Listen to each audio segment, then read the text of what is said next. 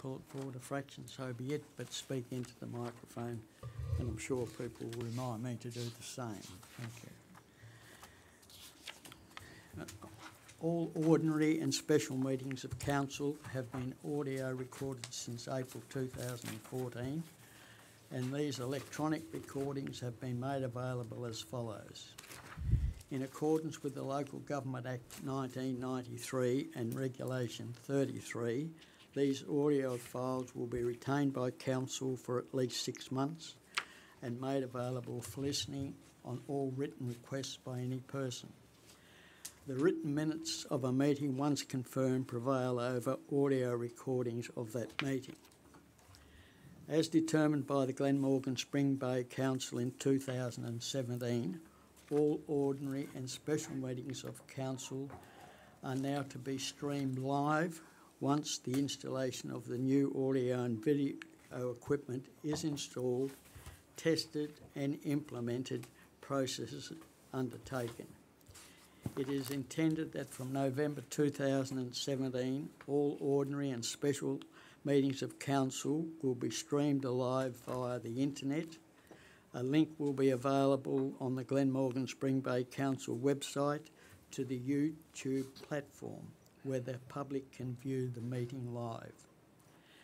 Please be aware that the October ordinary meeting of council will be audioed and video recorded and made available after the meeting via a link on the council's website to the YouTube platform for viewing and listening by the public after the meeting. In accordance with the Local Government Act 1993 and Regulation 33, these audio-video files will be retained by council for at least 6 months and made available for viewing live, as well as online with 5 days of a scheduled meeting. The written minutes of a meeting, once confirmed, prevail over video-audio recording of that meeting.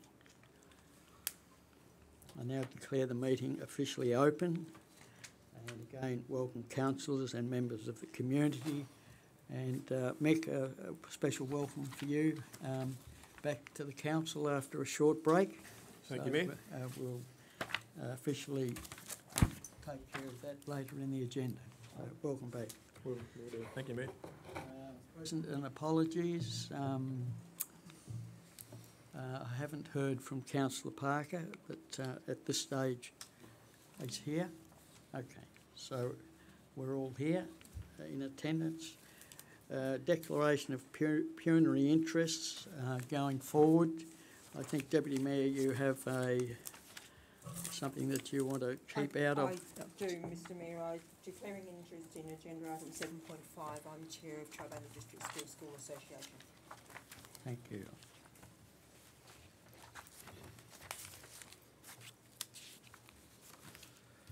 Agenda item 2, confirmation of minutes and workshops, ordinary meeting 26th of September 2017. The recommendation, the minutes of the ordinary meeting held Tuesday the 26th, 2017 be confirmed as a true and correct record. Someone care to move that? Councillor Steiner, seconder. Councillor Woods. Recommendation, all those in favour? Against? Unanimous? Carried. Thank you. Mr Mayor, just make an point that I wasn't there at the meeting, so... Thank you.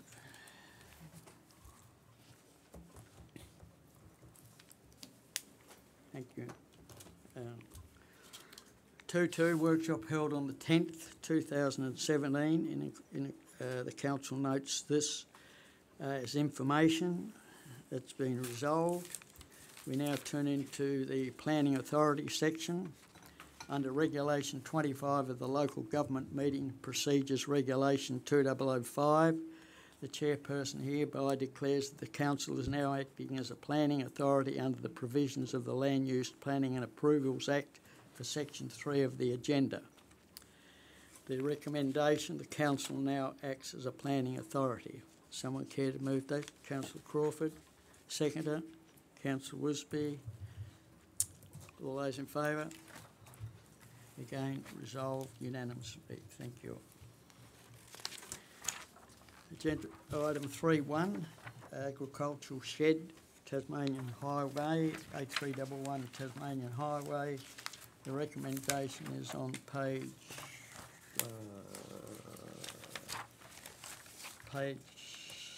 15.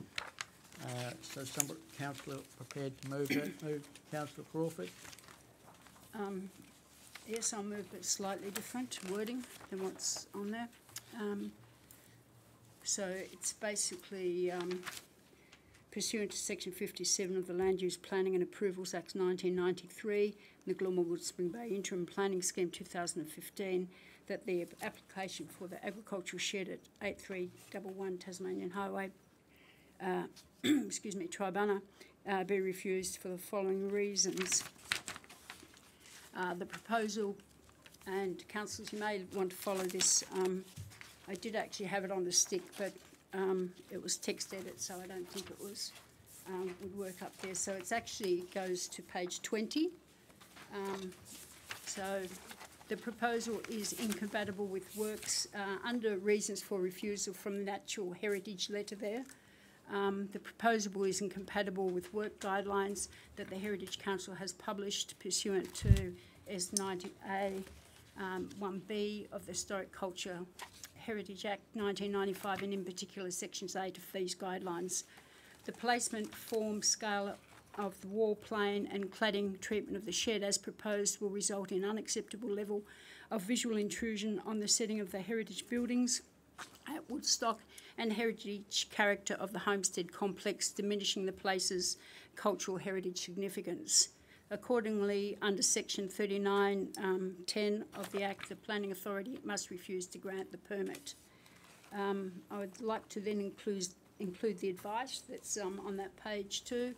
It is recommended that the shed be located further to the rear of the homestead complex, or that its form and cladding be changed to respond more positively to the characteristics of the surrounding heritage buildings. And part B of that of the motion on the top of page B, 16B, remains the same as there. Council resolves that in the event of any appeal to this decision, the General Manager may endorse a consent memorandum to the effect that a permit may be issued for the agricultural shed or a similar version thereof in the event the concerns of the Tasmanian Heritage Council are addressed. Thank you. Do you have a seconder? Councillor Wood. Any further comment from council?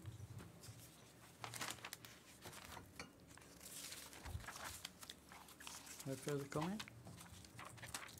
So those amendments are there, are they not? Mr Mayor, we got no chance of copying all that down, so... You could just, sorry. Thank just you. Those, exactly. So I must apologise to, that I did actually record it on the stick, as I said, but...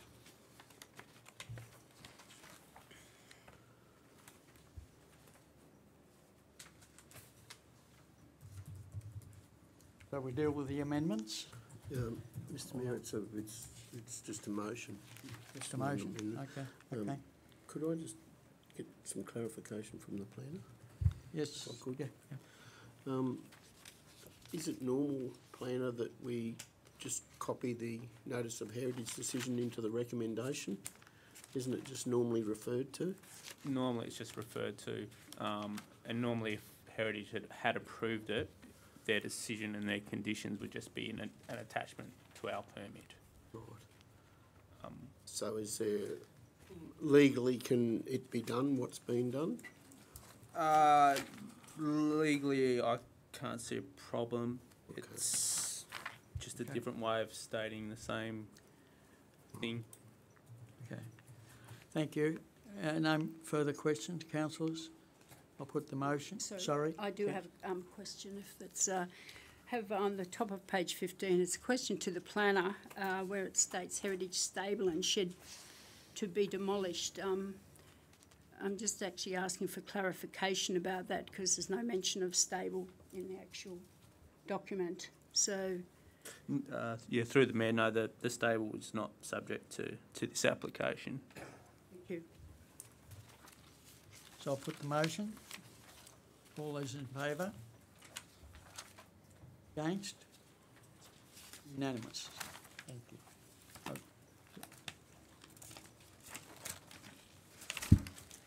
Okay, 3.2, agenda item, 22 Esplanade, Swansea.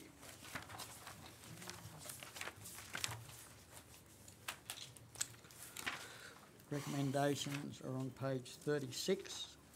Council like to recommend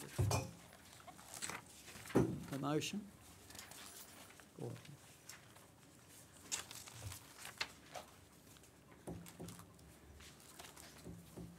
Is council prepared to recommend a motion?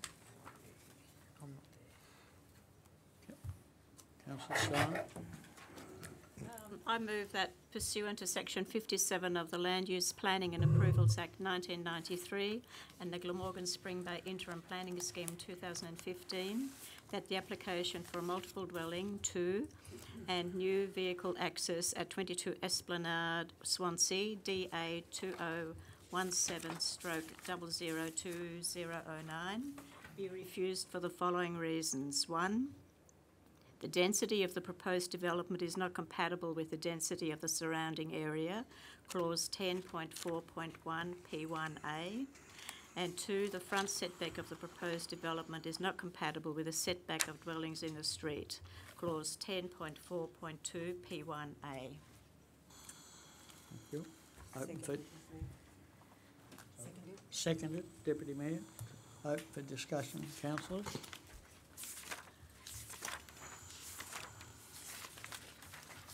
No discussion? Put the motion. All those in favour of the recommendation? Councillor Parker? I won't participate in this one as I've just come in, so. Okay, that's Councillor Woods, Councillor Steiner, Councillor Crawford, Deputy Mayor, myself, Councillor Farmer, Councillor Wisby, 4, and Councillor Parker, undecided. Is that sufficient? Thank you. Thank you. So the motion is approved. Refused, Mayor. Sorry? Refused. Refused, yes. Thank you.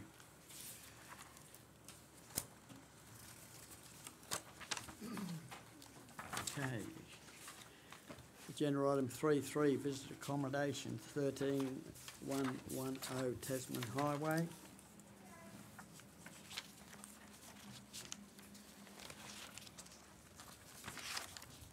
Recommendation is on page 11. Councillor prepared to move that. Councillor Wood? I move that pursuant to Section 57 of the Land Use Planning and Approvals Act 1993 and the Glamorgan Spring Bay Planning Interim Planning Scheme 2015, that the application for visitor accommodation consisting of recreational vehicle, RV parking and permanent tent structures, eco-tents, with upgrades to existing vehicle access, modifications and widening of the Tasman Highway carriageway and signage at 13110 Tasman Highway, Swansea, and adjoining Tasman Highway Road Reservation DA 2017/232 be approved subject to the following conditions, and they be from 1 to 21. Thank you. Do you have a seconder for that motion? Councillor Farmer, thank you. It's open for discussion, councillors. Councillor Farmer. Through you, Mayor, just a few clarifications to the planner. Is it 5 hectares or 5 acres? One of the respondents, or the appellants, so 5 acres, and then it says 5 hectares, which is double the land size, no doubt. So just to clarify that. Through the mayor, I'll just check if I can find the title here. I think it'd be 5 hectares all up, that title though. You do mention in 5 too that it's 5 hectares, but I just, in the representations it mentions it's 5 acres, that's all.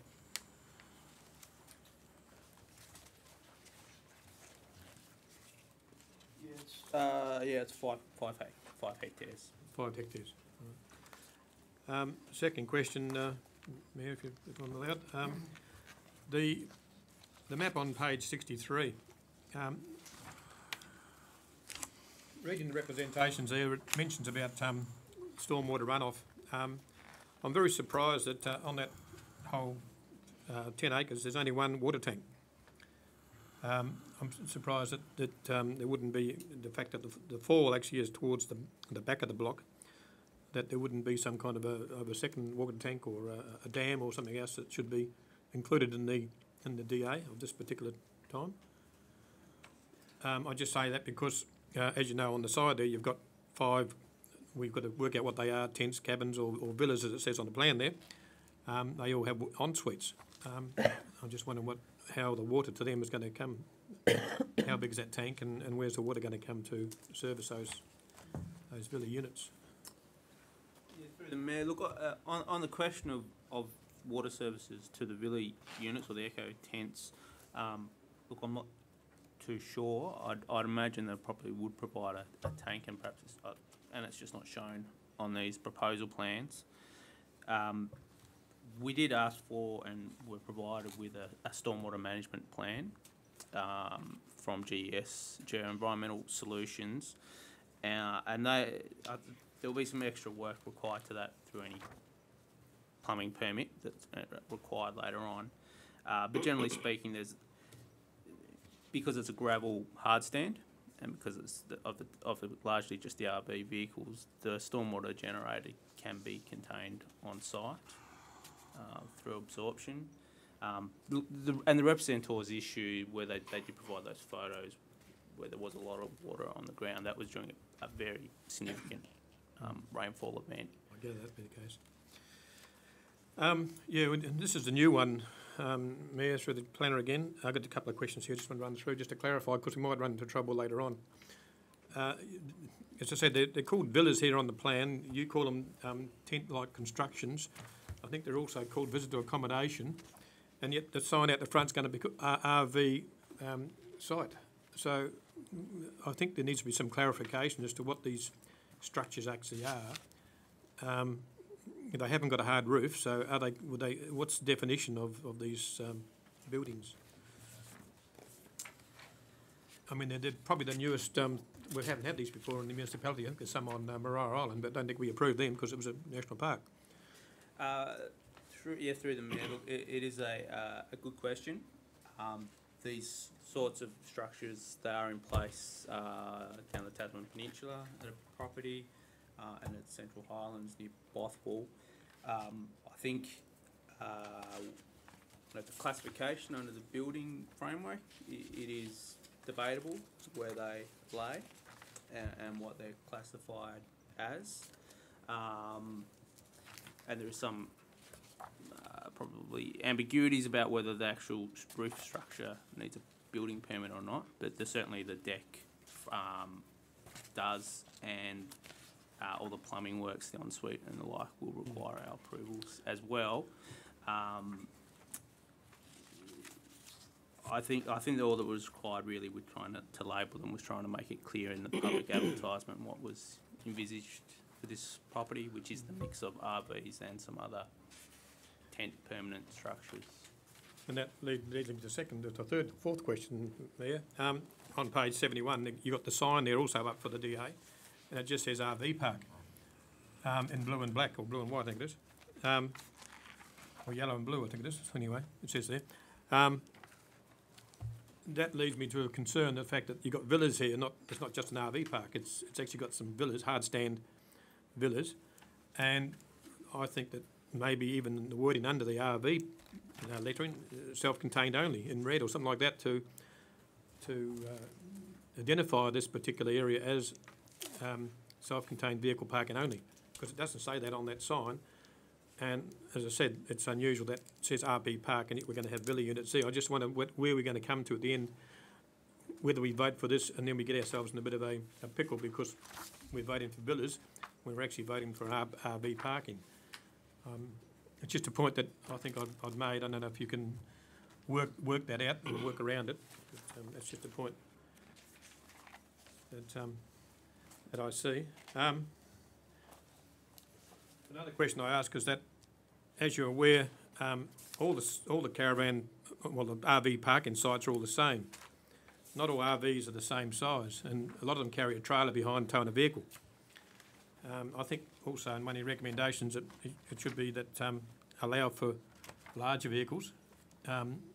If they take the trailer off, they'll leave it on the road, and that will create traffic congestion because some of these larger vehicles do have a car they tow behind, and they park their vehicle and then they use their vehicle for touring around the area. So I think to take into account larger vehicles on the plan, because they're all the same size from what I can read on the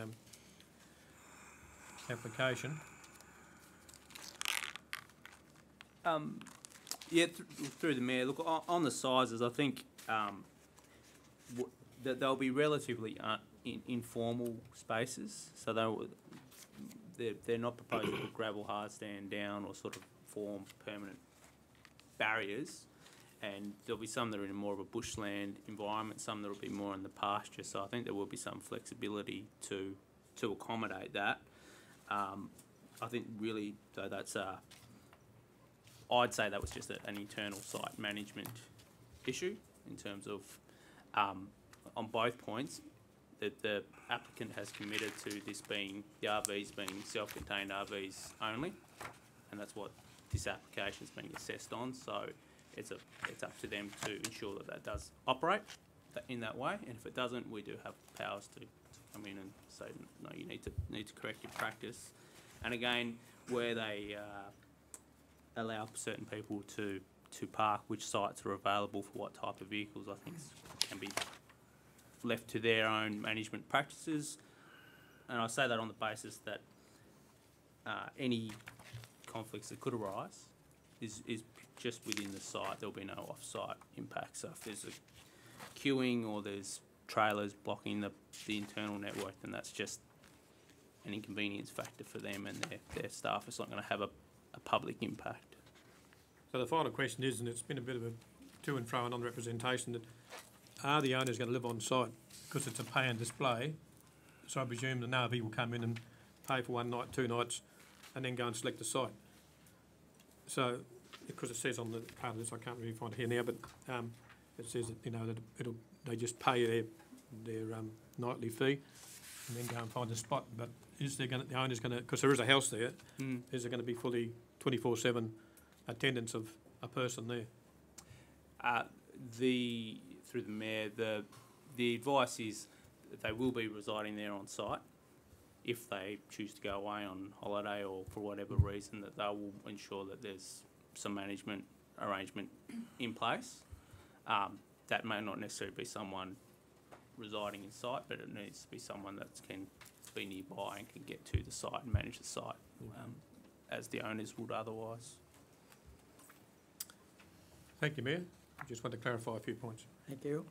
Further questions, councillors? Councillor Crawford? Thank you, Mayor Kent.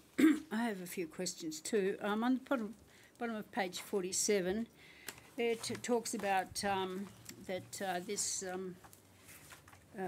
DA was approved for visitor accommodation, camping, caravan and holiday cabins, and is largely identical to the current application. And then the paragraph underneath talks about additional details regarding access and highway works. So is the only grounds of appeal that's happening at the moment that's been put on delay, was that only about access and highway works, or was there some other issue being appealed on that? Through the Mayor, the appeal grounds, as they stand, they may change, but as they stand now, relate to amenity, so impact of noise or traffic on the adjoining residents, and traffic and safety. Through you, Mayor Kent, again, so clarification on that. This is the first time this has been before council in 12 years, this actual thing. And I don't actually understand how we've actually got coming to council a development that's actually basically the same as one that's on appeal at the moment. So Could you explain the situation there, please? Thank you. Look, the appeal is it essentially got to a point where the matter needs to go out on public exhibition again. So during an appeal, applicants can bring in additional documentation and they can modify their application and have the tribunal consider the modified application. An attempt was made to do that in this case with the highway works plans and various other little bits and pieces. There was a lot of toing and froing between the parties, and it got to a point where the tribunal thought that change couldn't be accommodated within tribunal powers, and so therefore instructed that the appeal be put on hold, a new application be made, which include all the application documents that the applicant wanted to rely on for the appeal. And what will likely happen now, whatever way tonight's decision goes, is likely to be another appeal on this permit, and the two will get combined together by the tribunal and heard as one. So could you outline briefly what the changes are? Because that's what I would have liked to see actually in the report, the actual changes from the original one to this one, please. Through the Mayor, when Council determined the 2016 permit, we had a works permit issued from the Department of State Growth for upgrades to the access, but there were no plans of those works. So essentially, the main difference between the original application and this application is the plans of the highway upgrades, which is the widening and the right turn lane. Essentially, the appellant's argument was that that information was important enough that it should have been on originally in the original public notification. Thank you. Through the Mayor once again, just wondering where it says for 36 self-contained RV vehicles. So does this actual development application, if it's passed today, limit that to 36 unless it comes back to council, or what is the through the Mayor, there's no condition recommended on that, but that's a specific part of the application, so that's the number that they've applied for. And if they wanted in the future to intensify, I'd say that may be a new permit, or likely to be a new permit, rather than an amendment to this. Okay.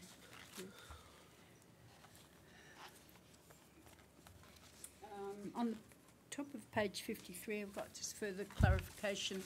At the bottom of the first paragraph, it says, nevertheless, it should be recognised that the potential for noise is less, as these holiday cabin sites are more tailored to private use. I wasn't actually sure what you meant by that.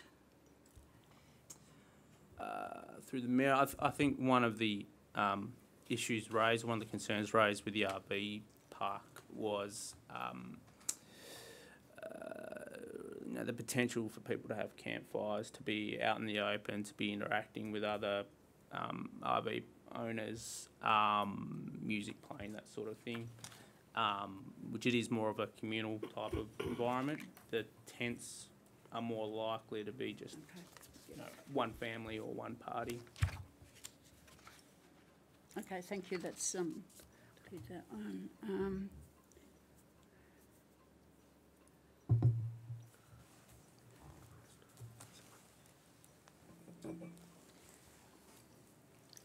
I've just got a couple more on the conditions. On page 57, under stormwater, it says there is, however, insufficient information to detail the construction and location of all drains and soakage trenches, a condition requiring an amended report and designed to be submitted to and approved by Council's General Manager is recommended. I couldn't see that actually in the conditions, and I thought perhaps that should be conditioned.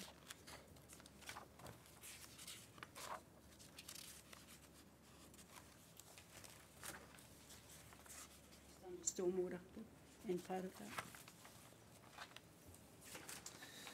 Through the Mayor, look, it's correct, there's no condition to that effect provided for. There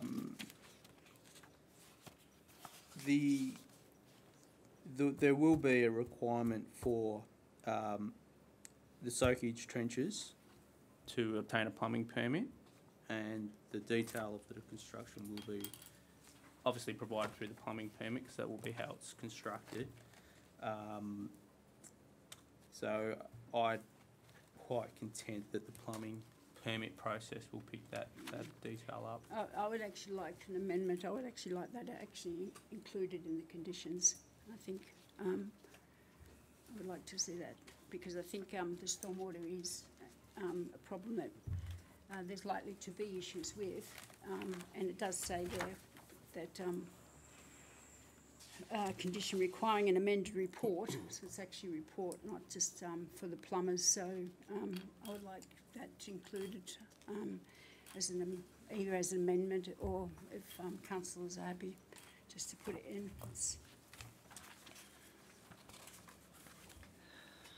Councillors, comment? Happy to just put it in? Okay. And thank you, Mayor Kent. I would also like, on the top of page 58, it talks about advice about reticulated water infrastructure.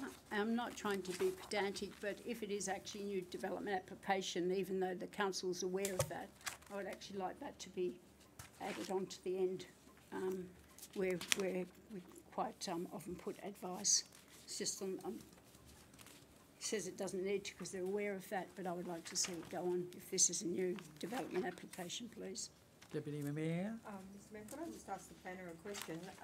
The matters that Councillor Crawford has raised, the last two matters, Councillor Crawford, wouldn't they be picked up in the soil and water management, the SWMP that has to be prepared? Through the Mayor, they'll certainly be picked up. We don't put in the recommendation the advice that goes on the permit, so that's why it's not reflected there. The stormwater design will require a plumbing permit, and that will be where it's detailed. But if the councillors want a specific condition, then that's perhaps unnecessary. It's not going to cause any significant hassle. Okay, so your second, I called an amendment, your issue again? Oh, it doesn't need to be amended. I'd just like to see the advice, read the water, 58, on the top of page 58. Yep. The private water supply advice, attached also to the bottom of that. Okay. All right. Councillors, any further questions? I don't have any questions, but I would like to talk Oh, to the motion. finish it? Yes, thank you. Thank you.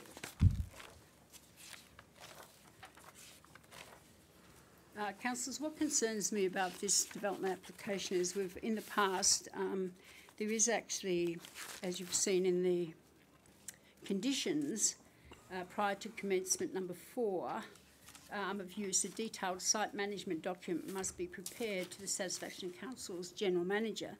The document must include a list of things there. But as we know from past experience, there is actually there's no way that council can actually enforce that. So what we're actually saying is this could be actually a problem for amenity of local residents.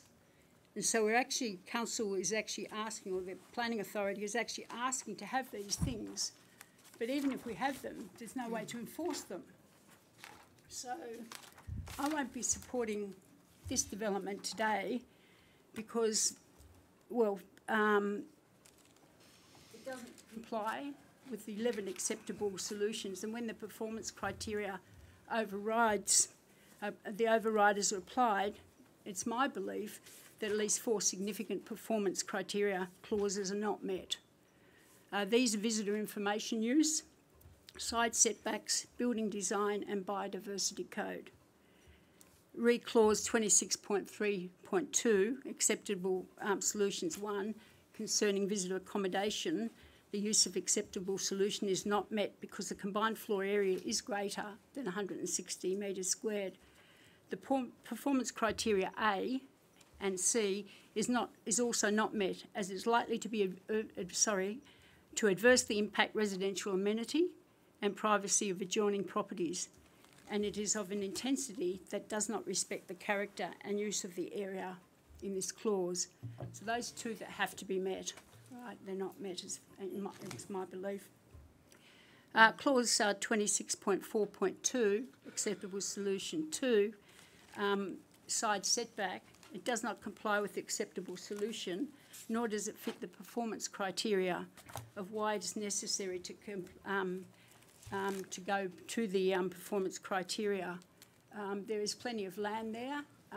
It's just, you might have read in there where they talk about that they want to locate particularly the cabins, because you get a view from there, which puts them much closer to the boundary, which actually affects the amenity of local residents in that section. So I don't actually find that acceptable reason not to comply to the side setbacks.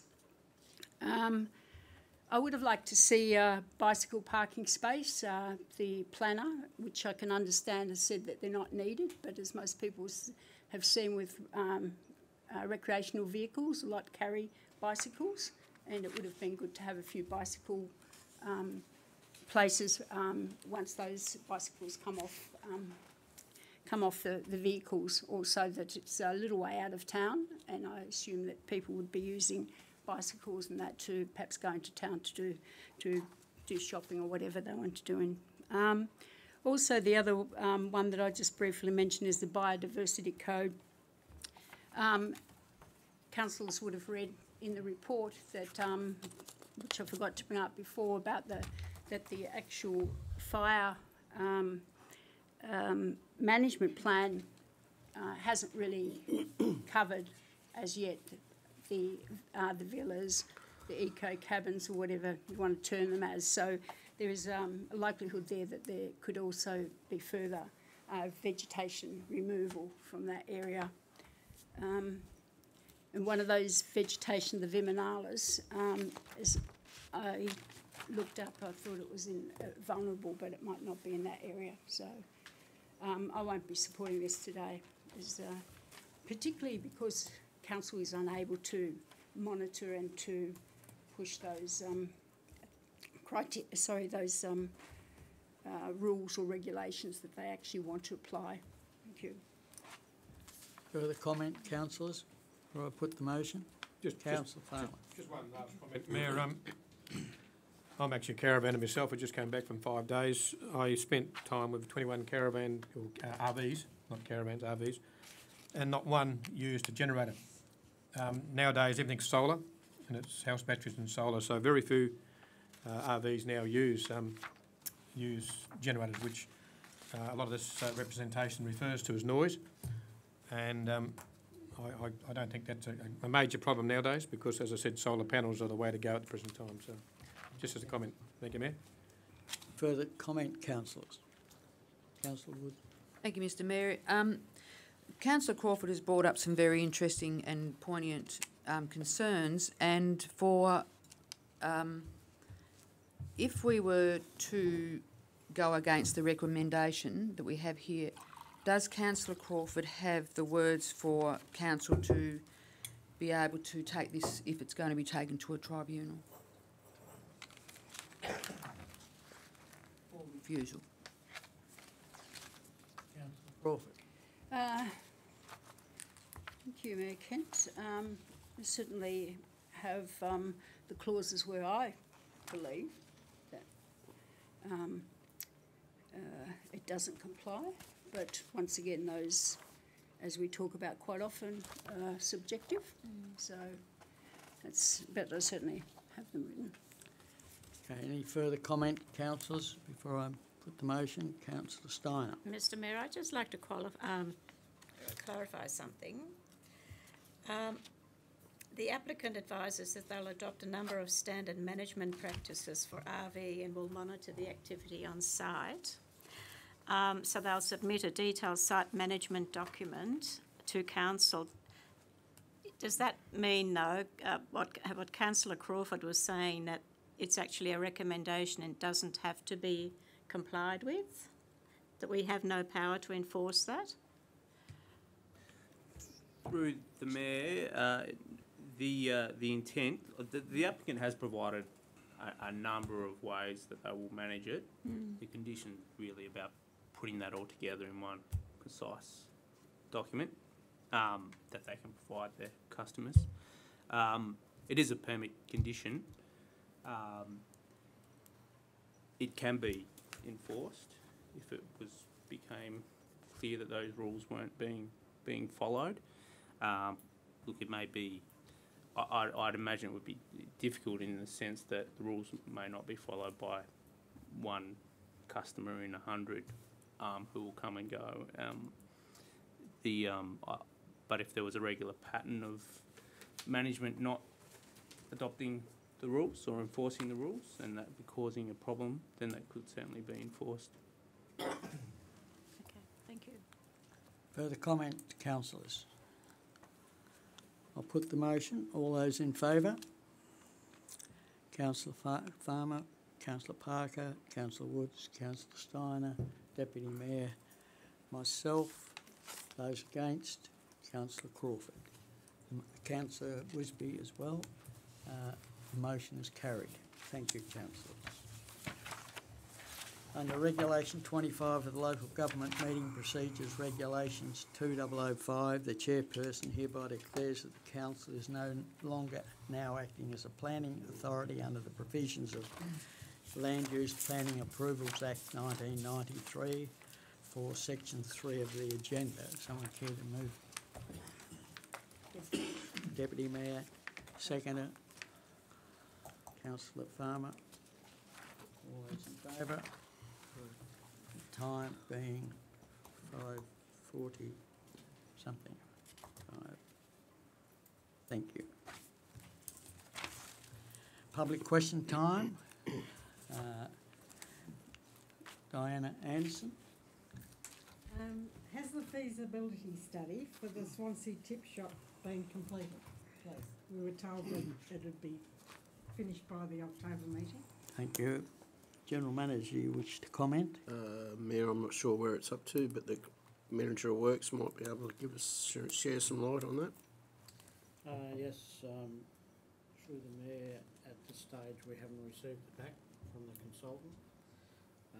He was doing site visits in the last few weeks and we were expecting it back in October, sometime-ish, but as yet I haven't received it. So, any guarantees for November? No guarantees, but I'll follow it up. You will follow it up? Yes. Thanks, Works Manager. Just another little bit about the tip. Could there be more protection from the sun for the person who looks after the waste transfer station in Swansea? Because at the moment all is just an umbrella sort of thing, and it's been quite hot lately. And Okay. That's all the protection there is, really.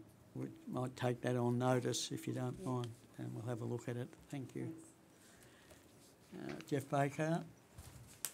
Mr Mayor, I have two questions.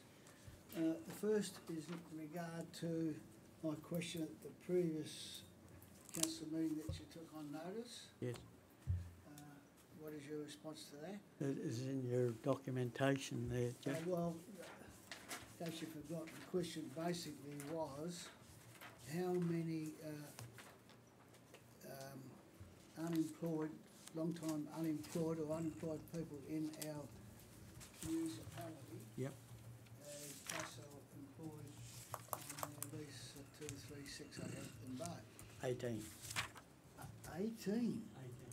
18 people. It's in the document. 18 people that are off unemployment benefit. Off, they're employed out of Tribunna. To say they're off, I'm unaware of that. Well, that was what you were going to get back to me and find out. Well, I thought I'd answered your question. No, I'm sorry. Okay, well, But anyway, that's still... no, that's but, still Mr Baker, I'd say there's 18 there, and I've been assured, as it's in the documentation, that there'll be a minimum of 25 people from Tribunna employed on that site as the I pen accept shop. that, but Thank my you. question was people that were long-term unemployed, struggling Tribunna locals that couldn't get a job. Notice once again, if that's what you requested. Okay, thank you. My second question is, just to lead up to it, if I may. I wrote to Elise Archer Yes. on your advice. I've been in contact with our local mayor, re possibility of Maria Island being accessible to local ratepayers free of charge, as in the case of Port Arthur precinct for Tasman ratepayers. He has informed me that this is a matter for Parks and Wildlife, as she is now the Minister. I can see the new Maria ferry commuting every day from my home and think it would be of benefit if more locals were familiar with this magnificent island at their door, but however the cost for most to reach the island is somewhat prohibitive. I'm sure if you could make this happen, I see the potential for many locals making fine ambassadors and helping promote this region's tourist potential. I did read some time ago that the Port Arthur Authority was being considered to manage Maria Island, but have heard nothing more, and I've heard nothing more from Elise Archer. So my question to you, would the council be prepared to lobby the Parks and Wildlife on this particular issue? Well, I guess there's two or three things in that question. Parks and Wildlife look after Maria Island. Private enterprise run the ferry, so they're in it to run a business. So if it's the fares from Tribunna to Maria Island, one would think some discussion would need to take place with the private enterprise owners. So is council able to initiate that discussion? Well, as representing the local community, well, it would be a good thing if you could. well, I'll take it on notice, and it's not as easy as it sounds. No. Because there's quite a bit involved, there's money The involved. precedent is there at Port Arthur, see, with Tasman. Unfortunately or fortunately, that has not taken place, so the Port Arthur Authority have nothing to do with Maria Island at this stage. Yeah, but the Tasman municipality, Yes. ratepayers in the Tasman, I know this for a fact, have free access to the Port Arthur precinct. Yeah, well, Ratepayers. it's maybe we could do a deal with the planning, with the people, Parks and Wildlife, Yeah. but we may not be able to do a deal with the ferry people. So how are you going to get there? Well, that would be Just- Parks and Wildlife would manage that. Sorry? Parks and what minister could manage that somehow or other.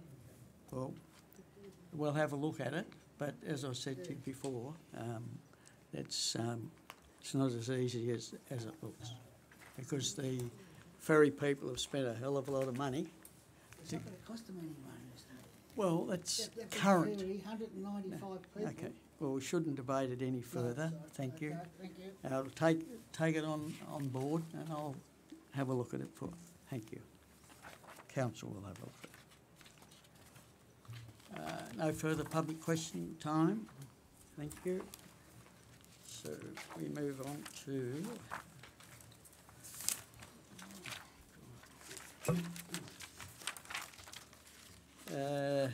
General Manager reports. Am I right there, General Manager? Page 89 there. Agenda item 5, councillors, information reports, General Manager, any Q&As, councillors? Councillor Wisby? On page 89, it says surplus properties are being placed on the market. Are you able to provide an update on the properties, particularly in relation to the expressions of interest on the old council office? I know I haven't received any information on that, and that's been going on for quite a while. So is there an update on properties, sales, and what's happening with the council offices, the old ones?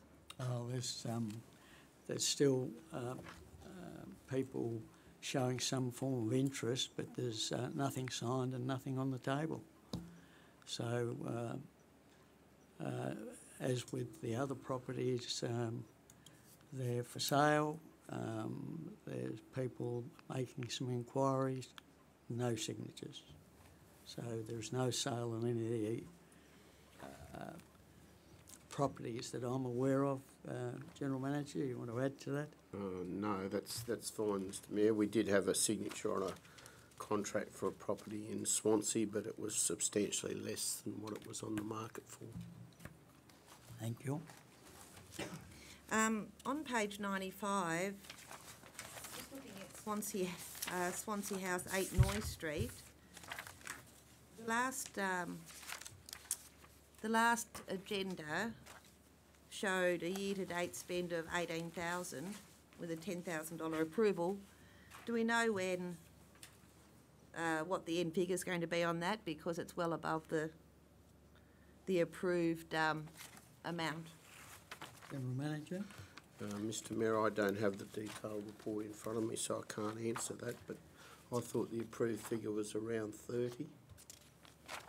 So I'll have to check it. Take it on notice, thank you. Mayor Kent, on page 104, there's a statement there down the bottom that general mowing, slashing around Tribunal, Orphan and Buckland was recently tendered out and has been awarded to Stornoway.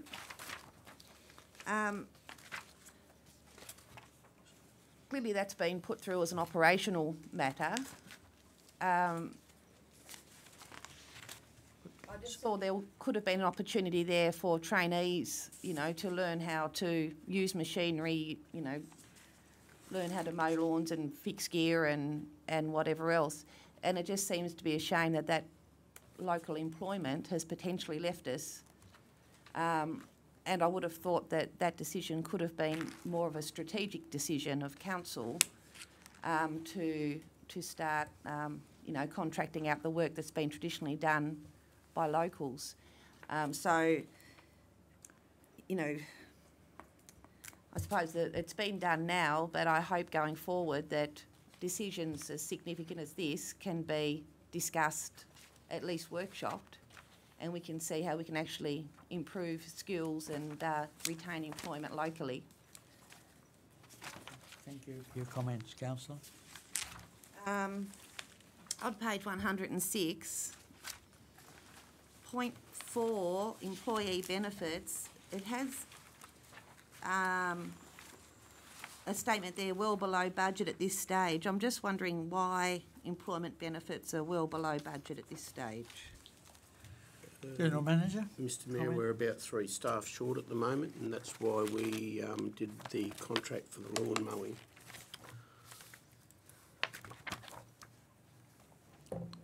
Outside resources, is that what you're saying? Correct. Correct.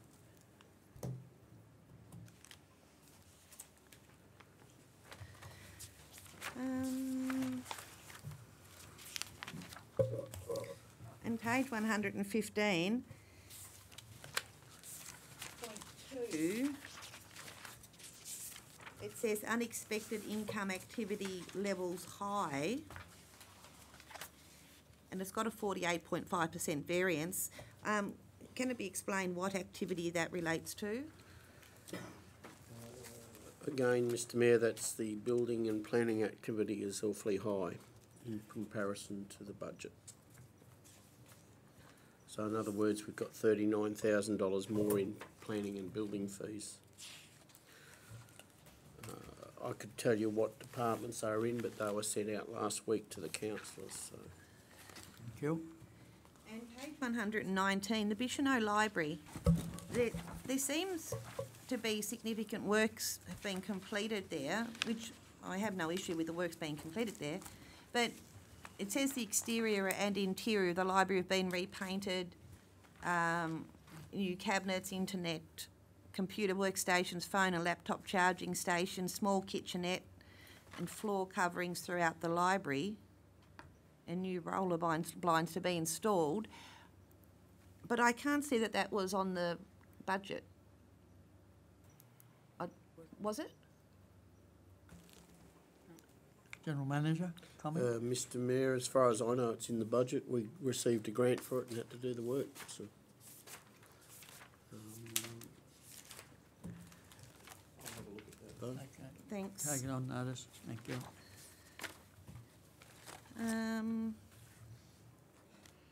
And just clarification on page 123. It says other income, year-to-date of 587. It says revenue offset with expenditure with materials and services well above budget at 213. Can the General Manager please explain what that actually means, please? Mr Mayor, what's happening there is we're invoicing MAST for the Swansea boat ramp, and we're paying the contractor for the Swansea boat ramp. The 200 will go to the 500 as soon as the invoice is processed in October. So we invoice in front and we don't pay the contractor until we get paid. That's why there's a timing issue on it. Thank you. Thank you. Councillor? Thank you, Mayor Kent. On page 120, with the Swansea elevated boat ramp, it says continuing elevated access. In the last agenda, it said that the completion was expected by the end of September, so now it's by the end of December. I'm just wondering if we can have just more update on what's holding those works up, or... General Manager? Mr Mayor, the contractor was required to do the work for the new ferry and the Maria Island jetty, and was taken off the Swansea boat ramp to do that. Thank you.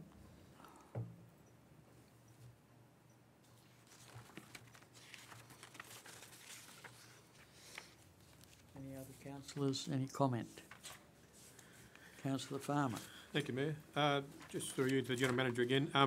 The new, on page 121, the new Tribunal Wharf extension, there's quite a few vacant berths there. I think we've got a waiting list of people wanting to use the marina. Are they all taken up? Yes, they They are they? Yep, and we have a waiting list over and above what's there, as you see, perceived to be, well, they are empty at this stage, but they're on their way, and we have a waiting list. We still do. Yep. Thank you, Mayor. Any other comment, questions, councillors?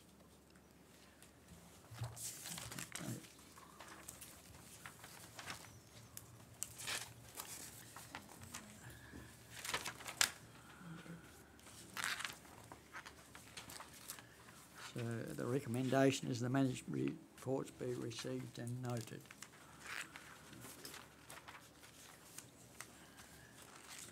Agenda item 6, minutes of subcommittee, 24 subcommittees.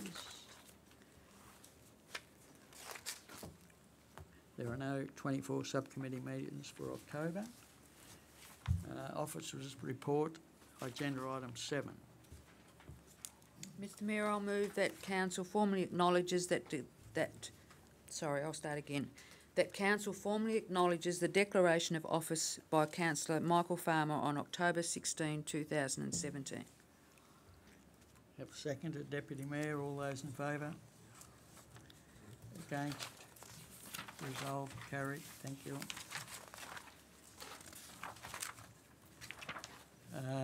7.2 live streaming. I'll move the council agrees to live streaming of council meetings, audio and visual, beginning with November 2017 ordinary meeting of council, and that council endorses the proposed processes and procedures outlined in the report for both live streaming and recording of ordinary and special meetings of council. Have a seconder. Councillor Steiner. Open for discussion, councillors. No discussion? Yes, Councillor Crawford. Thank you, Mayor Kent. I have a problem with this. If you actually read, I think councillors that we need a policy on this before we actually agree to do it. There's nowhere in this that actually says what will trigger the delay, or if it's not recorded, if it's not put out to YouTube. There's nothing that covers privacy for the people in the gallery. There might be some people that actually don't want to have visuals of them. So there's those kind of areas that really need to be dealt with before we kind of agree to continue with the audio visuals. So I'd like to know what the trigger points are, who makes those decisions, and those types of things before I would actually like to agree to this. I'd actually like to see this workshopped. We have discussed it, of course, in the past, but we haven't actually discussed the processes and the procedures that those things should go through. So I'm not that comfortable with just agreeing to points there without having more information on that. Any other councillors comment? Councillor Farmer? I do have a concern regarding we haven't got parliamentary privilege like Parliament has, both federal and state. And even though there is a minute's delay mentioned there, we are open, us councillors are open for defamation if we happen to say something to the heat of the moment, or we use the wrong name, or sometimes we're just human and we do those sort of things.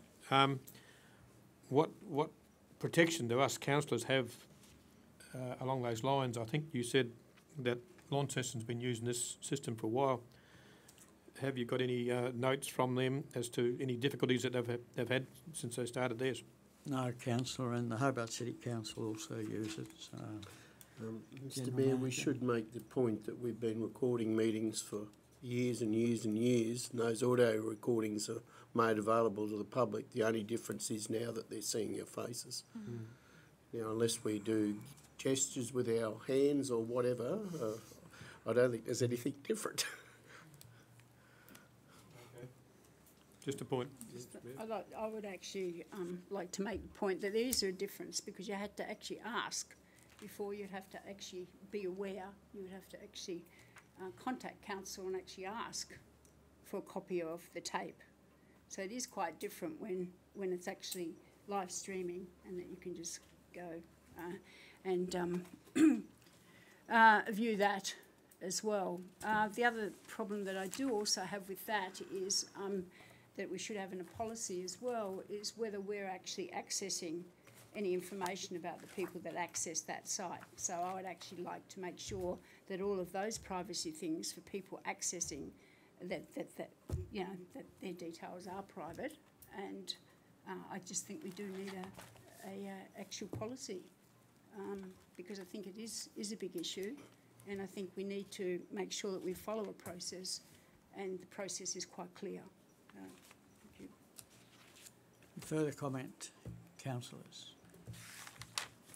Mayor Kent, I tend to agree with Councillor Crawford. Possibly, or maybe council could consider a policy on when to, the panic button, when that would be used. It has got some examples there, but I think a bit more clarity there. It's quite important, particularly when we are trying to be transparent and getting the information out to more people. I think we do need a set of, sort of guidelines as to when that would occur. Possibly we could consider a policy over the next, continue doing this, but consider a policy over the next 60 days or something to bring back to council to clarify those points a bit better. Like endorse it today, but with the addition of creating a policy within the next 60 days for council's consideration. Thank you, Councillor Wisby. Deputy Mayor. Mr Mayor, I think it's that the General Manager said, we've been recording now for 3 years, I think. So the same issues apply in terms of parliamentary privilege, or lack of parliamentary privilege. if a member of the public didn't want to be recorded, I think it would just simply be a matter of that person stating before they made their statement that they didn't wish to be recorded, and it would be, I guess, an opportunity to use the panic button, if you like, so that that person is not actually physically recorded. So I think certainly there should be some policies around it, but I think at the end of the day, this is just going a little bit further than what we have been doing in terms of our audio recording. And it really, all it comes down to is that councillors will still need to be mindful of what they say. That's really what it comes down to. Okay, any other councillor have any comment? Councillor Crawford? Thank you, Mayor Kent. I would like to put an amendment to 2. The council formulates proposed processes and procedures for both live streaming and recording of ordinary and special meetings of council within the next 60 days, before the end of 2017 or before the end of the year maybe.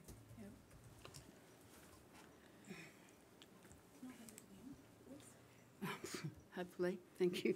The council formulates proposed processes and procedures for both live streaming and recording of ordinary and special meetings of council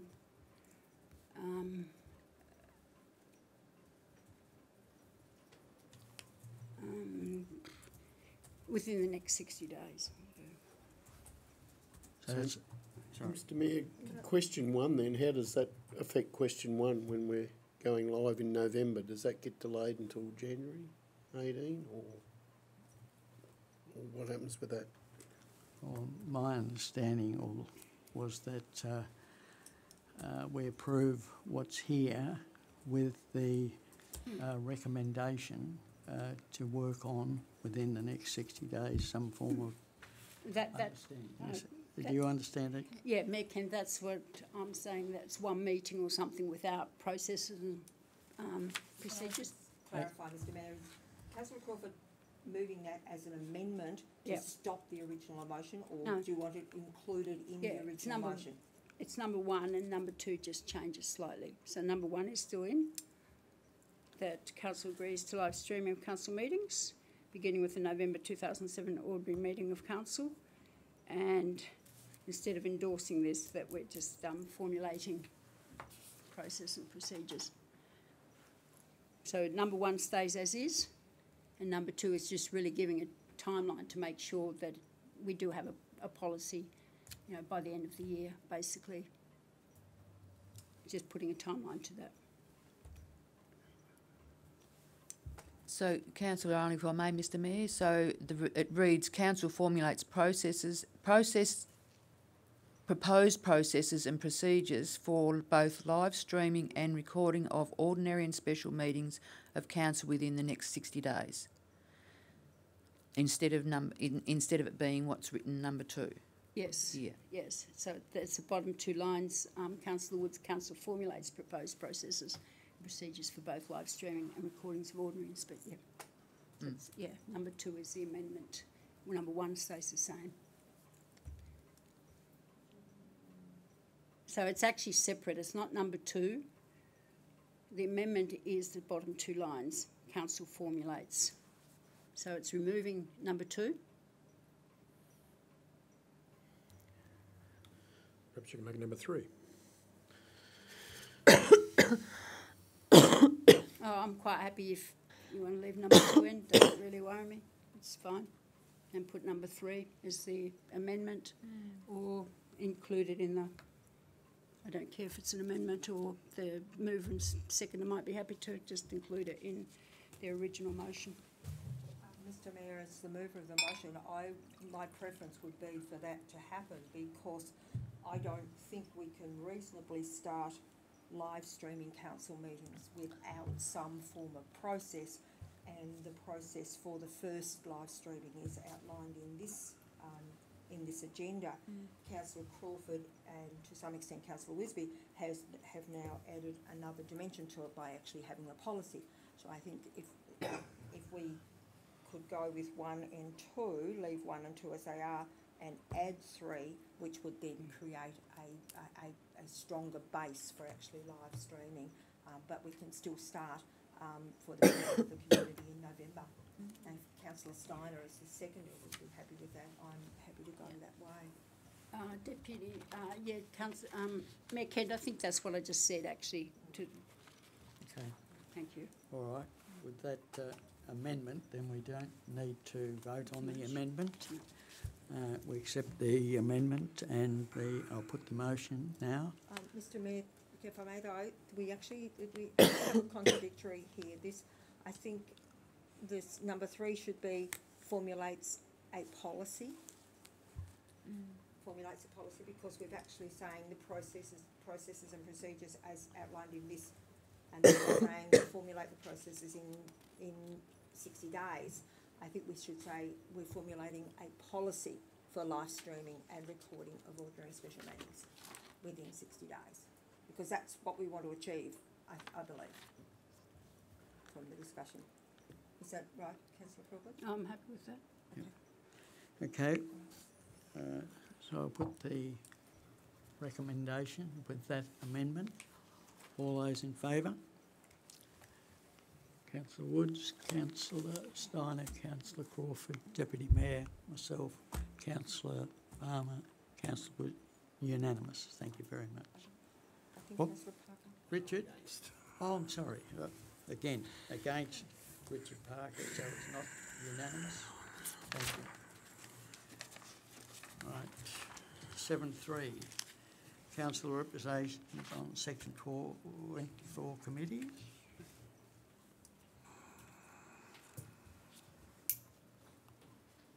Recommendation that councillors determine representative for various sub-24 committees to replace former councillor Katat. The council endorses the mayor as council representative. Well, that's to be Mr Mayor, I'll discussed. move that council determine representatives to the various Section 24 committees to replace former councillor Kadat, and that council endorses the mayor as council's representative on the East Coast Regional Tourism Organisation ECRTO board. Seconder for that. Councillor Steiner. Open for discussion, councillors. Any discussion? Well, we need, Mr Mayor, if I may, we need to have, there's a proposed here for the Marine Infrastructure Committee, and that is currently it's Mayor, Deputy Mayor Cheryl Arnold and Councillor Bertrand Kadat. Proposed is Councillor Michael Farmer South and Councillor Crawford North.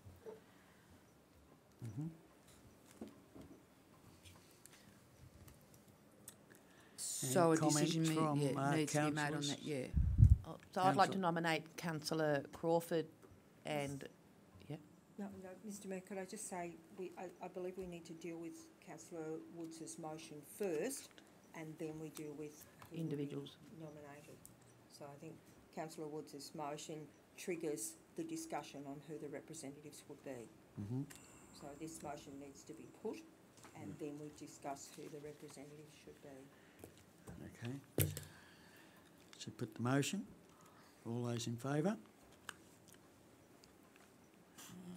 Everybody?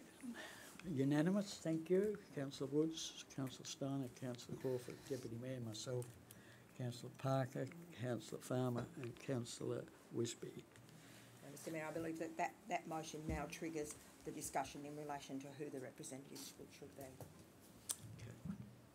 So back to you, Councillor Wisby, you are going to... nominate Yes. Councillor Farmer and Councillor Crawford for the Marine Infrastructure Committee. We have a seconder for that? Any other sorry? I'll second it. Okay. Any other nominees that any councillor wishes to put forward? No? on that basis. Well, Sorry, I mean, Ken, we probably need to ask, are they interested before we vote on it? right. Any other councillor interested? No, in if they're interested. Would they like the the guy? position? Oh, yes, yes. Yeah, just through you, Mayor Ken. I'm actually on the committee at present time as the representative for the Orford Tribe Manor Chamber of Commerce, and I've been on that committee for about 9 years, 10 years now, since its inception, I think. So, with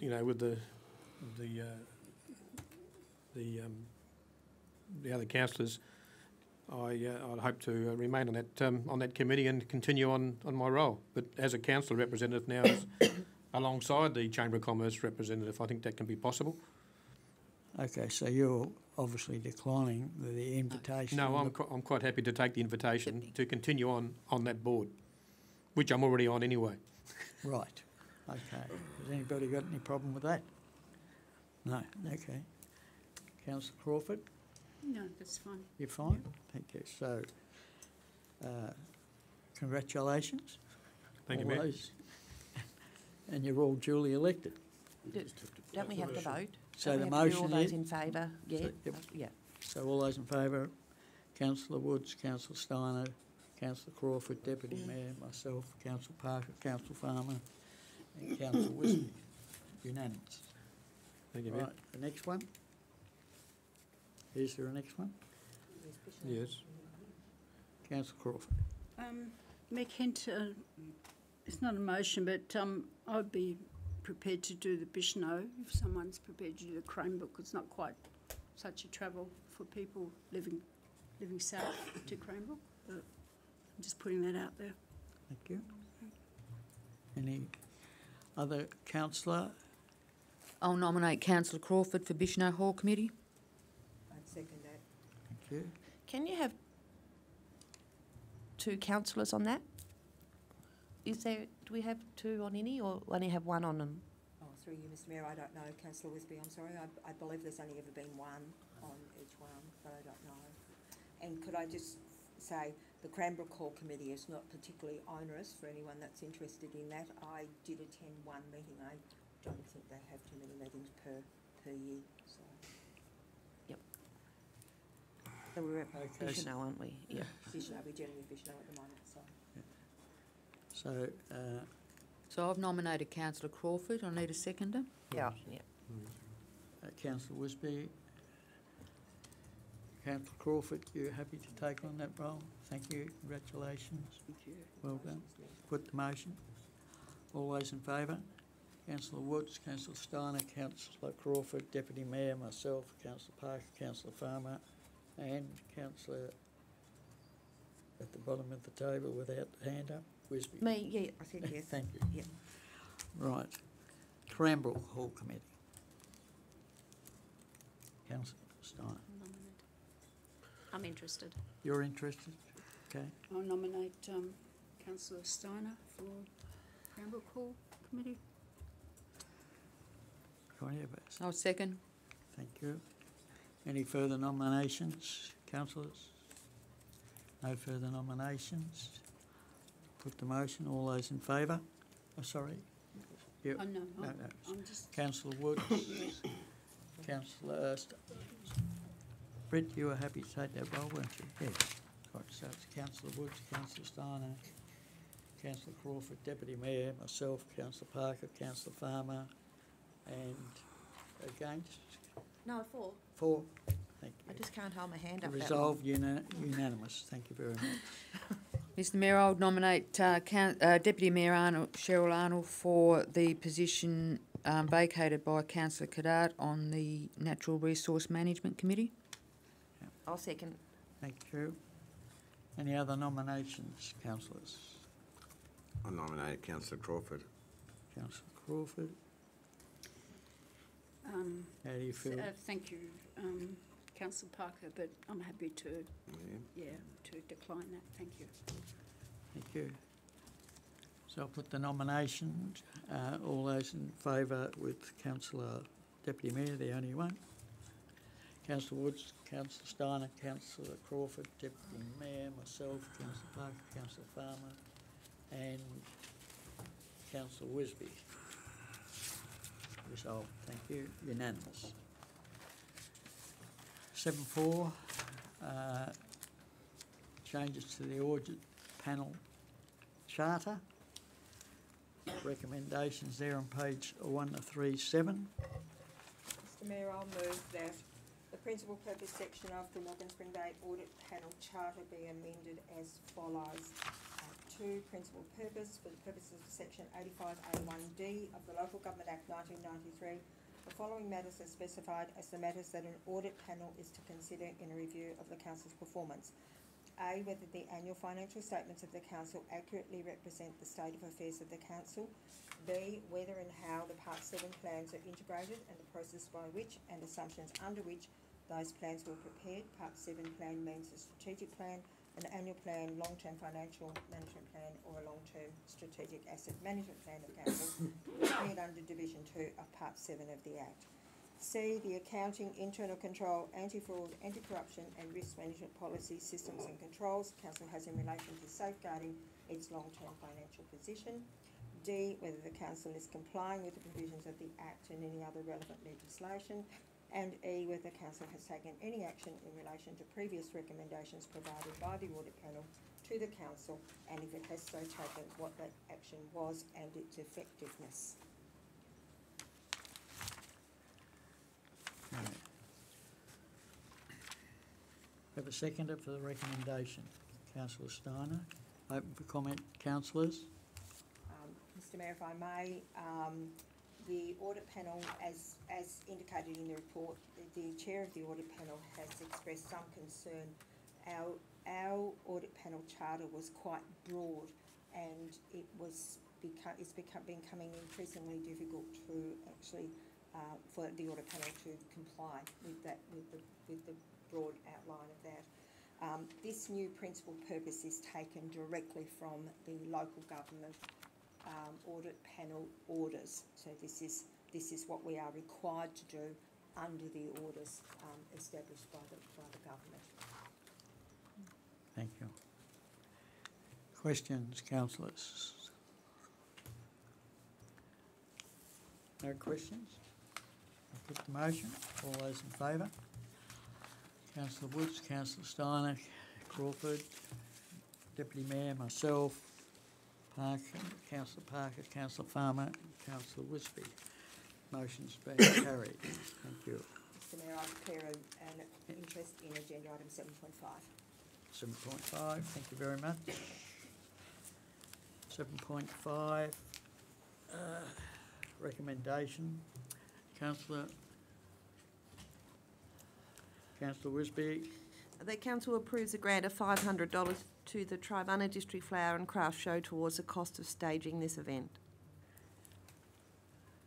A seconder, councillors. Councillor Farmer. Open for discussion. Any discussion, councillors? No discussion. I'll put the motion. All those in favour? Councillor Woods, Councillor Steiner, Councillor Crawford, myself, Councillor Parker, Councillor Farmer, Councillor Wisby. Absentee, Deputy Mayor. The motion has been carried. Thank you.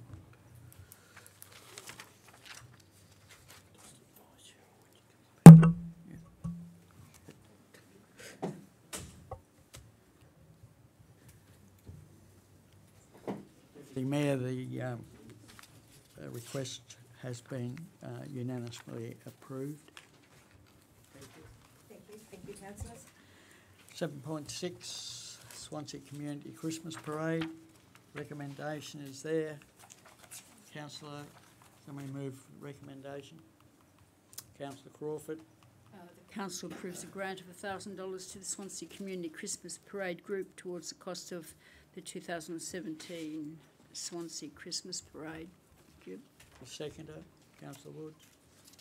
Discussion, councillors. Councillor Wisby. Is the group, is that a formal group with a bank account? Like, how's the money acquitted in this case if it's not?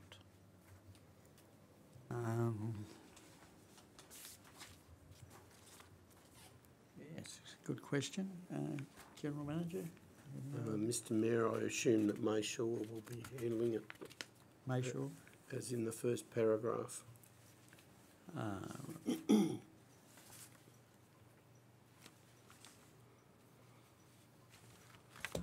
That suffice, Councillor Wisby? Mr Mayor, I think regardless of who receives this, there is an acquittal process under the policy, so whoever is taking control of this will have to abide by that acquittal process.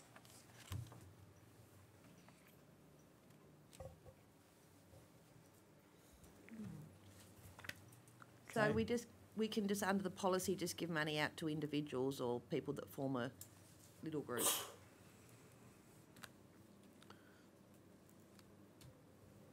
It has to be a group, I believe, Councillor Wisby, if I may, Mr Mayor. I think it has to be.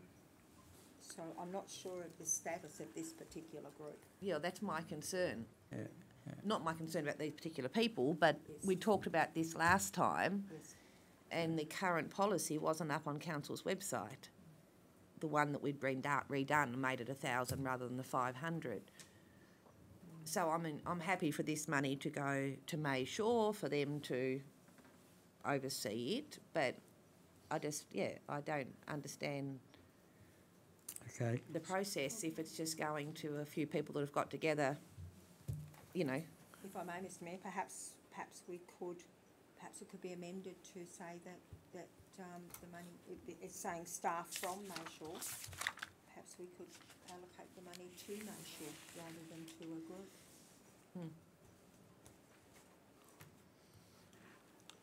Yeah, well, I think that we need some more clarity around policy anyway, but we'll move ahead with this. It would be my thoughts, but let's, at the next workshop, have a look at the policy and see whether it needs to be adjusted in any way, shape or form. Mr Mayor, I'd just like to make a comment that I don't think we can just assume that May Shaw will actually take responsibility for the money, No, because it's other members of the community as well. Yes. And I do agree that we need to have some sort of Yeah. definite, specific, Yes. something No, specific I in a policy. I yeah. agree. But the other side of it is we've been doing it the way we've been doing Yeah. it for some years, so we'll, depending on whether you accept the recommendation or not, but we'll have a look at the policy at the next workshop. Okay, I'll put the motion. Sorry. I'd like to just make a comment. I find this really quite difficult because obviously I want to support it, but in the last council meeting, I didn't support that we basically deferred it. Yep. And it seems, where is the point where we say no? And it's almost, and we don't have enough information on this. So it's a really difficult one that you want to support it, but if you want to be consistent, last month we didn't, we deferred it because we didn't have enough information. So that's my dilemma now. It's like if I want to be consistent, transparent, even though I totally support this, I actually can't vote for it today. Yeah, Councillor, the problem with it is it's a Christmas parade, so you're knocking them back till the next time we meet or whatever, so that nothing's going to happen. That's the only problem that I foresee. So Mayor Kent, I actually understand that, but it's once again, it's where do you draw the line? Draw the line, because this is urgent, so you go, well, this is urgent, so I'll make allowances now. You start making allowances, then the next time do you make allowances, because for some other reason. So, and it sounds like I'm being pedantic, but it's actually really, really difficult, as councillors will be aware of what you allow and what you don't. If you start merging, that line is not consistent. So, I'd be Mayor, happy. Councillor. Can I move an amendment, please, if I may, or not necessarily amendment, it had just added words, that Council approves a grant of $1,000 to the Swansea Community Christmas Parade Group towards the cost of the 2017 Christmas Parade, when more information is provided to Council. Can you help me with words? Well, when there's more, like within 2 weeks, having more information provided to council? I'd be inclined to deal with the motion as it is, and that's, if you're asking me my opinion, and then we'll sort it out at the next workshop. That's my opinion, for what it's worth. So is there any further discussion? We'll put the motion. All those in favour? Councillor Steiner, Councillor Woods, Deputy Mayor, myself, Councillor Parker, Councillor Farmer. Against, Councillor Wisby and Councillor Crawford. It's been approved, carried. Thank you. Councillors. Tracking promotion document, motion document, agenda item 8. Any councillor have anything they wish to bring up on the motion document?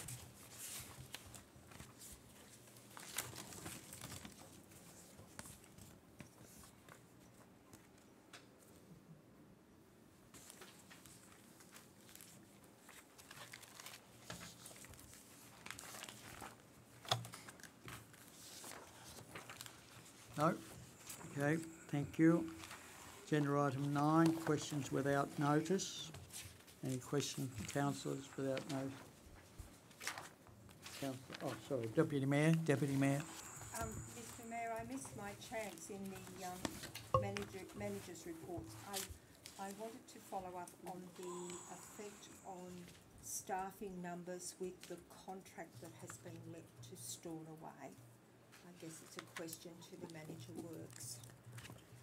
So that you asking whether the staff that are no longer with us are being replaced at some stage? Is that the question? Just through the chair, we've had a few resignations and a bit of a reshuffle with structure, and the options were to go out to tender, just get a feel of the market and the costs for budgeting, and we decided to go to contract, but the two staff that were to be replaced won't be replaced now.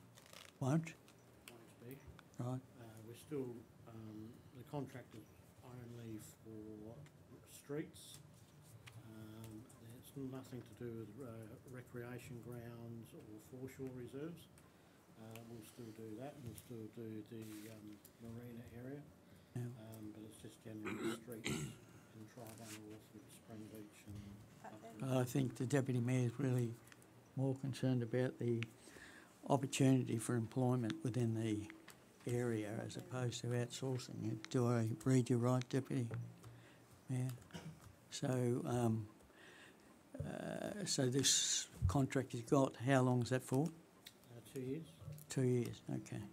So obviously, hopefully we'll all be around in 2 years' time to perhaps help you with your decision in 2 years' time as far as the locals are concerned. Okay? Thank you. Thank you. Any further questions without notice? Okay. Agenda item 10.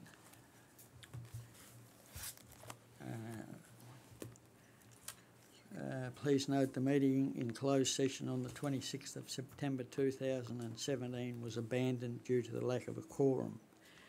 However, there is an outstanding item that from that closed session agenda that will be dealt with as follows should the council agree. The Mayor will declare the meeting closed to the public under Regulation 15 of the Local Government Meeting Procedures Regulation 2015, Statutory Rules 2015 number 38. The meeting will be closed to the public according to Regulation 15 brackets 2, A, personal matters including complaints against an employee of the council and industrial relations matters.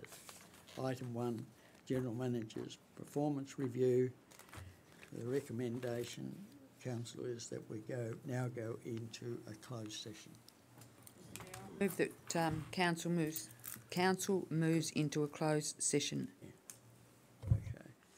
Okay, so from the general community's point of view, thank you very much for attending. Point of order, it needs sorry, to be sorry. needs to be voted on, it needs absolute majority. before- Sorry. My apologies.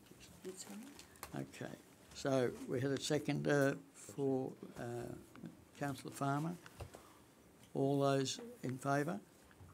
Councillor Woods, councillor Steiner, Deputy Mayor, councillor Parker, councillor Farmer. Those against? Councillor Crawford, councillor Wisby. Motion is carried. We are now in closed session. Thank you.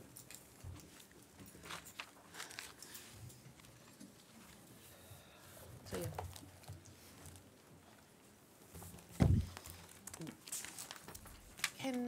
Can we have a, well, I just need to go to the toilet. Yeah.